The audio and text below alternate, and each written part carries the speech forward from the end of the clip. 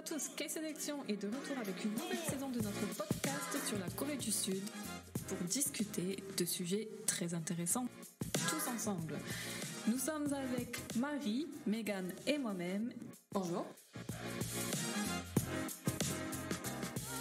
Pas de laisser un commentaire, de laisser un petit like et même de vous abonner si le cœur vous en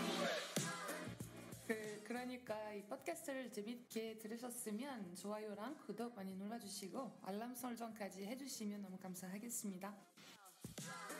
Dans l'épisode d'aujourd'hui, nous allons discuter de la communauté LGBT en Corée du Sud, avec un incident qui a eu lieu il n'y a pas si longtemps, lié à un politicien en Corée du Sud. Donc Marie connaît bien l'histoire. Parce qu'il y avait quelqu'un qui a pris une photo du politicien en train de chercher son propre nom. Il était en train de se chercher sur Naver pour voir qu'il est en train de ce qu'on dit sur lui, en même temps qu'il était au Parlement. Et là, on voit la petite icône en haut de son téléphone. Et les internautes, ils ont cherché c'est quoi cette icône. Et c'était une application pour les gays en Corée. Et tous les médias se sont attaqués pour qu'il s'explique pourquoi il a l'application gay sur son téléphone. Et le fait... je me rappelle, il y a un article où la dernière phrase disait « Il n'avait jamais eu de copine. » Point. C'était la conclusion de l'article. Et après, il s'est expliqué dans même pas 2 jours. Et les articles, c'était l'incident de l'application gay, l'incident en plus, s'est résolu dans 2 jours. Comme si c'était un truc urgent. Et après, je lis, ils disent, il a dit, entre parenthèses, que c'était un téléphone... du gouvernement, qu'il n'utilise pas ce téléphone, c'était avec son aide ou bien secrétaire, ce que le maire avait dit avant de se suicider, et que c'était peut-être pas lui, et qu'ils sont en train de chercher qui a mis l'application sur son téléphone. Et en même temps, il a dit que c'était pour des recherches de phishing. C'est quoi phishing? C'est pas du voice phishing, mais c'est d'autres phishing. L'arnaque. Le scam, ouais. Oui. C'est une application pour arnaquer les gens, donc il l'a installée pour faire des recherches. Tu sais, pour des raisons, pour research purposes. Oh mon Dieu. Et moi, j'étais vraiment déçue par la réponse. Parce que c'est comme il a signé un papier qui disait non, c'est quoi ça, ne me touchez pas avec ce sujet, c'est vraiment une application pour arnaquer, moi je suis pas gay d'une manière... Genre, il va ouvrir une enquête pour voir qui a installé l'application. Une enquête, non mais arrête. Moi déjà, ce que je trouve aberrant, c'est qu'ils sont obligés de s'expliquer d'une part. Là-dessus, il n'y a pas besoin. Oui. Et d'une autre part aussi, c'est pourquoi ils sont obligés de souligner ça. Genre, moi je disais, parce que j'ai vu l'article aussi, mais j'avais pas autant d'informations que toi. C'est parce que je cherchais comme une folle. Bien joué, du coup, bien joué, c'est éclairci. Mais moi j'avais vu l'article et je disais, ok, si c'est pendant qu'il travaille, qu'il utilise ce truc, c'est moyen. Oui, travail. Oui. À notification. Mais après, voilà, pourquoi dans les articles, ils sont obligés de mentionner que c'est une application gay? Pourquoi ils font des articles là-dessus? Moi, c'est à la télé aussi. Je lui ai montré, je lui ai dit, mais JTBC, c'est devenu quoi? Dispatch? J'ai perdu tout respect pour JTBC. Ça me dit mec. Et t'as vu les images qu'ils ont utilisées? Non, j'ai pas vu, non. C'est des torses nus de mecs qui sont des beaux gosses, mais bon, c'est chelou. C'est que des torses nus. Mais j'ai pas installé l'application pour voir, mais... Ouais, c'est que des trucs comme ça. Mais le fait qu'on cherche... Mais c'est pas la première fois qu'on fait ça. On prend toujours des photos... des personnes qui sont connues de leur téléphone. Il y a le président Yoon qui était en train d'insulter quelqu'un et il y avait la photo qui était partout. Genre, c'est pas la première fois qu'il a insulté quand il a insulté le président Joe Biden. Et pour les idoles de K-pop, j'étais amie avec pas des Saseng, mais des filles qui sont très riches, qui soutiennent les sasaeng financièrement. Donc, les sasaeng ils leur donnent toutes les vidéos, les photos, etc.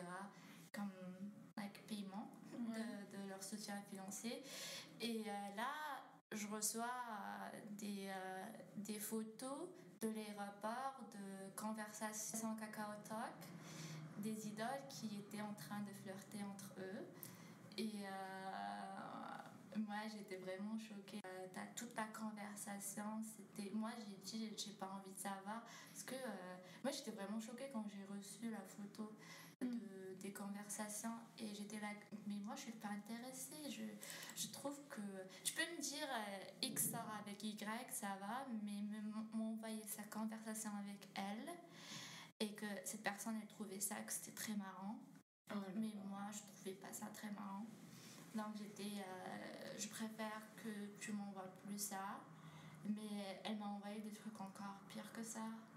Genre, je vais pas aller dans les détails, mais des photos de chez la personne. Et je me disais, mais comment t'as eu ça?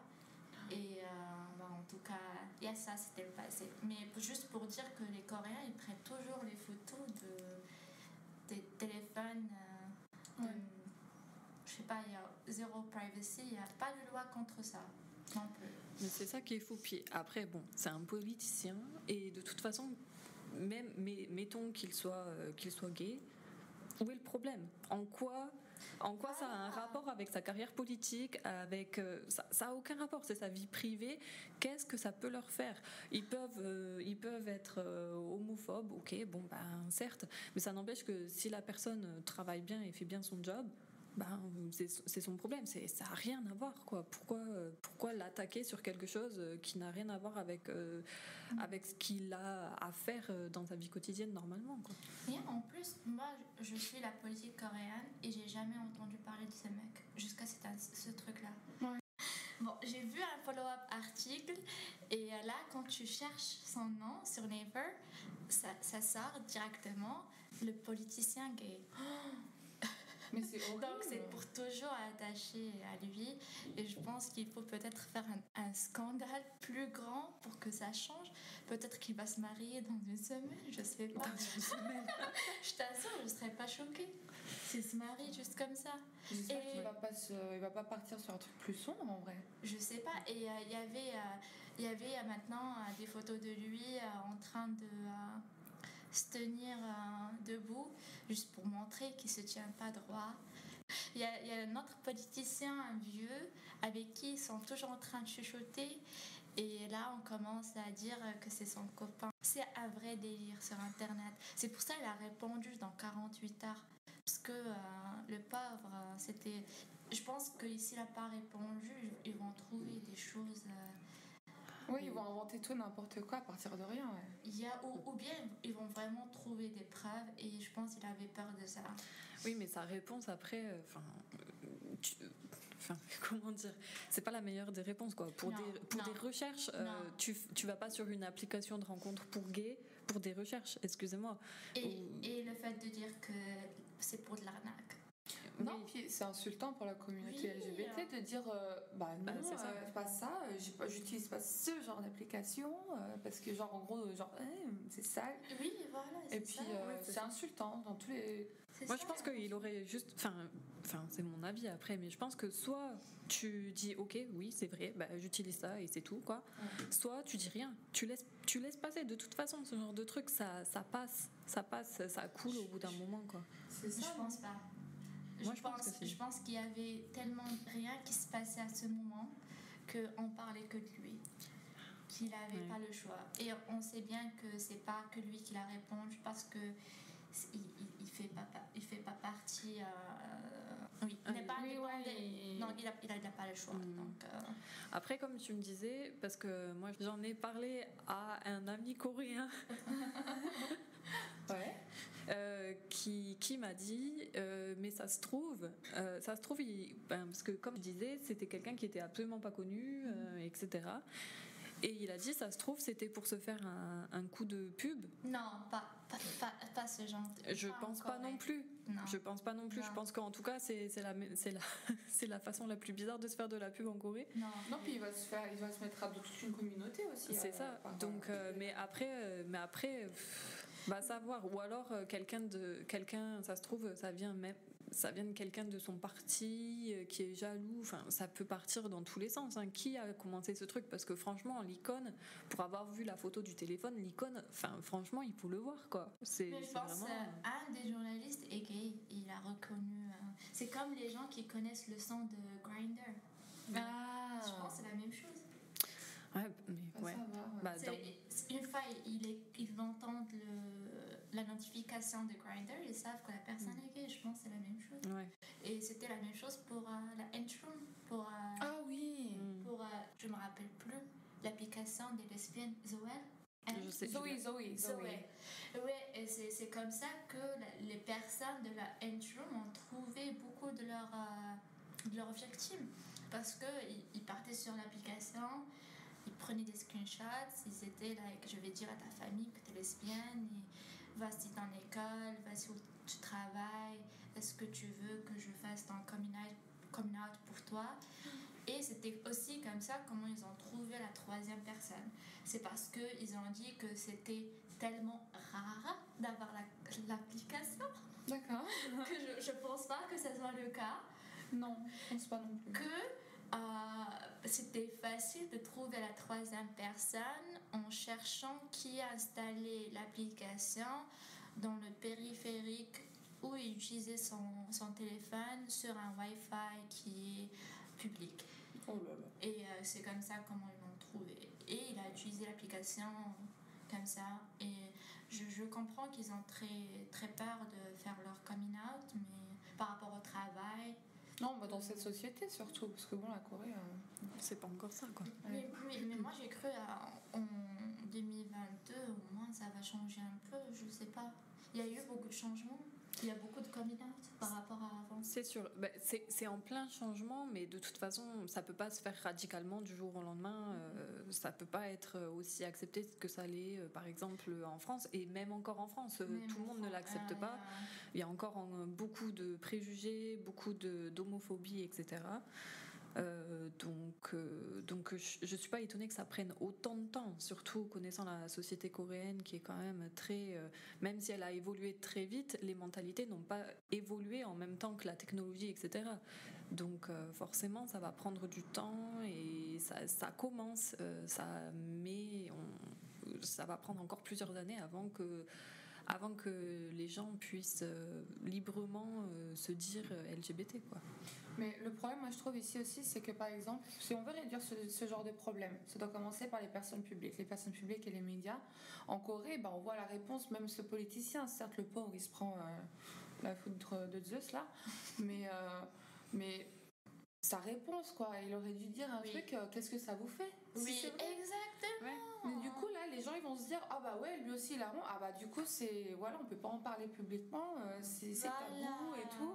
Ouais, mais en même temps, il doit avoir peur parce que s'il le dit oui, et alors? Mais dans ce cas-là, il risque sa carrière entière, quoi. Mais les mots qu'il a choisis. Ouais, mais du coup, moi je pense que c'est un problème de manière globale. Parce que Macron, il en avait dit, voilà, par exemple, Macron, bon, certes, avec sa femme, on en a parlé, tout ça. Mais je veux dire, c'était quand même, c'est pas pareil. Parce que ici, je pense, ils représentent mal l'idée, quoi. En vrai, ils devraient pas en parler, c'est tout. Voilà. Ils ont pas à s'expliquer là-dessus. C'est la vie privée, quoi. C'est ça, c'est un problème. C'est comme Janvier, elle connaît pas l'histoire, qui a dit à son ami gay, arrête d'être gay. Oh là ok, là. merci. Ouais, super. Je vais arrêter d'être gay. Donc voilà, et c'était la dernière chose qu'il a dit à son meilleur ami avant de mourir, qu'il s'est suicidé.